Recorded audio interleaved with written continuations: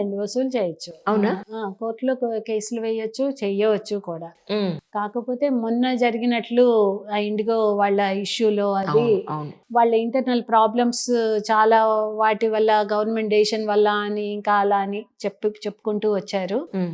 అలాంటప్పుడు అందరికీ కూడా అలా జరిగినప్పుడు చేయలేరు, కానీ జనరల్ గా ఫ్లైట్ డిలేలు అయితే వేయొచ్చండి. ఓహ్! ట్రైన్ డిలే అయినా, ఈవెన్ బస్సు డిలే అయినా కూడా ఆర్టీసీ వాళ్ళ మీద కూడా వేశారు. మా దగ్గర కూడా అవునా? కేసులు బస్సు డిలే అయినా వేశారు. సినిమా హాల్స్ లో సినిమా ఆలస్యంగా స్టార్ట్ అయినా కూడా కేసు వేశారు. ఓయమ్మా! ఇవన్నీ కూడా కేసులు పడుతూనే ఉన్నాయండి. రైట్.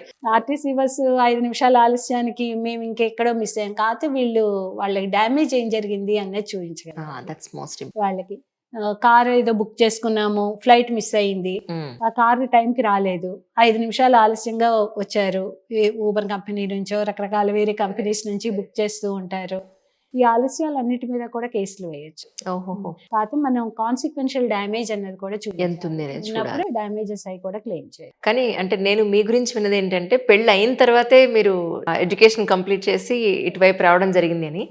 అప్పట్లో మీకు మీ అత్తారింటి నుంచి కానీ పుట్టింటి వారింటి నుంచి కానీ నీకెందుకమ్మా చదువు, ఆల్రెడీ వాళ్ళు ఉన్నారు కదా, ఇంటిని పిల్లల్ని వాళ్ళని బాగా చూసుకో, ఇలాంటివి ఏం లేవా? లేకపోతే మీరంత స్టబ్బన్గా ఉండి మీరే నెట్టుకుంటూ వచ్చారా? లేదండి, నాకు చిన్న వయసులోనే మ్యారేజ్ అయిపోయింది. డిగ్రీ ఫస్ట్ ఇయర్లో ఉన్నప్పుడు మ్యారేజ్ చేశారు అమ్మ వాళ్ళు. కాకపోతే మా అమ్మ చేసిన ఒక మంచి పని ఏంటంటే, డిగ్రీ పూర్తయ్యేదాకా మా అమ్మాయి మా ఇంట్లోనే ఉంటుంది, డిగ్రీ అయిన తర్వాతే పంపిస్తాను అని అన్నది. Very nice. డిగ్రీ అయ్యాకే పంపిస్తాను అన్నది. అందులో మాది ఇంటర్ కాస్ట్ మ్యారేజ్ కూడాను.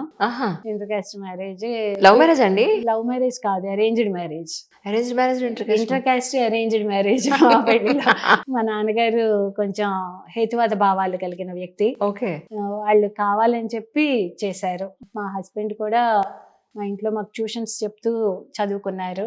ఆయన చదువుకోవటానికి అది కూడా మా పేరెంట్స్ కూడా ఆర్థికంగా సహాయం చేశారు. సహాయం చేసి ఆయన తనకి మంచి జాబ్ వచ్చిన తర్వాత మన అమ్మాయినే ఎందుకు ఇవ్వకూడదు అని చెప్పి అంత మంచి అబ్బాయి అని, మంచి అబ్బాయి ఉన్నాడు కదా అని చెప్పి చేశారు అలాగా. సో తర్వాత అయితే మీకు అసలు నాకు అందుకని అబ్జెక్షన్స్ అన్నవి అటువైపు నుంచి ఇటువైపు నుంచి కూడా ఏమీ రాలేదు, చదువు ఎందుకు అన్నది. నేను ఇంకా చదువుకోకుండా మ్యారేజ్ అయిన తర్వాత 2 పిల్లలు పుట్టి ఇంట్లో అలా ఖాళీగా ఉండటం చూసే మా హస్బెండే చూడలేక, ఆయన ఉద్యోగం చేస్తున్న ఏలూరులో లా కాలేజ్లో అప్లికేషన్స్, ఈవినింగ్ కాలేజ్ ఉన్నాయి, చేరదాము, నీ కూడా చదువుతాను నీతో పాటు రా అని చెప్పి తీసుకువెళ్ళి మరి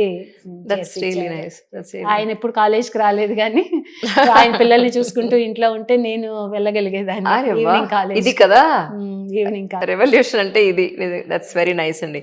అంటే మీ అంటే ఈ లా వైపు రావడానికి మీ అటు ఇటు ఎవరైనా ఇంకో ఉన్నారండి ఫీల్డ్? ఎవరు లేరండి ఫ్యామిలీస్ లో. అసలు ఫస్ట్ సైడ్ మీదే ఫస్ట్ జనరేషన్ లాయర్లు మేమే జడ్జీలు అవటం అన్నది అసలు బంధువుల్లో కానీ అటువైపు కానీ ఎవరు లా చదివిన వాళ్ళు అన్నది కూడా లేరు ఎవరు కూడా.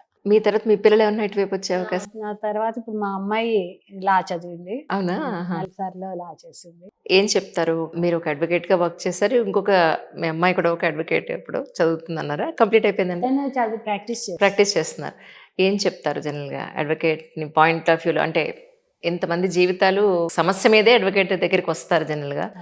వచ్చినప్పుడు మీరు ఎలా ఉండాలంటారు? ఒక లాయర్ ఎలా ఉండాలని మీరు చెప్తారు? ఆడపిల్లలు అడ్వకేట్ గా రావటం అన్నది చాలా మంచి విషయం అనుకుంటా. అవును. ఎందుకంటే వాళ్ళ హక్కుల గురించి వాళ్ళు ఫస్ట్ చాలా వరకు ఆడపిల్లలకి వాళ్ళ హక్కులు ఏంటో వాళ్ళకి తెలియవు. అలాంటిది ఇతరుల హక్కుల కోసం కూడా పోరాడాలి. అడ్వకేట్ అంటేనే we are the voice of others. Correct. మన క్లయింట్స్ కి మిగిలిన వాయిస్ ని మనం రిప్రజెంట్ చేయాలి. కోర్టుల్లో వాళ్ళ బాధల్ని, వాళ్ళ వాయిస్ ని, వాళ్ళకి ఇలా అన్యాయం జరిగింది అని చెప్పి చెప్పగలగాలి.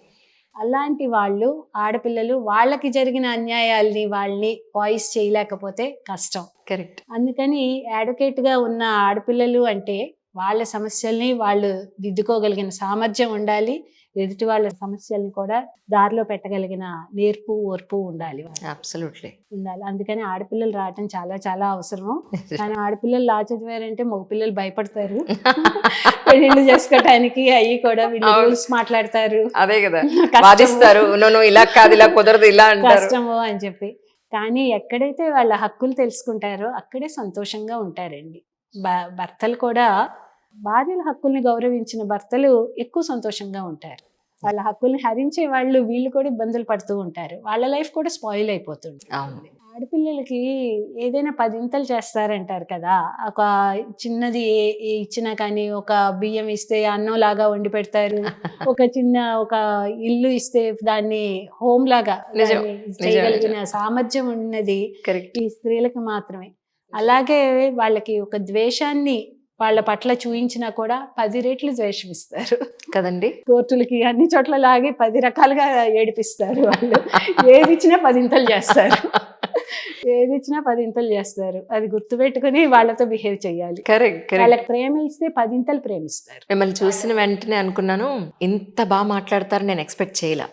అస్సలు ఎంత హార్ట్ఫుల్గా మాట్లాడారంటే ఇట్ వాస్ ఫెంటాస్టిక్ కాన్వర్జేషన్ అండి. అబ్సల్యూట్లీ. మీకు కూడా ఏమైనా అడగాలి, ఈ క్వశ్చన్స్ అడగాలి అని అనుకుంటే నెక్స్ట్ ఎపిసోడ్లో ఖచ్చితంగా అదే నేను అడుగుతాను. సో ఈ ఎపిసోడ్లో కింద కమెంట్ సెషన్లో మీరు కమెంట్ చేయండి. Thank you so much for your coming ma'am.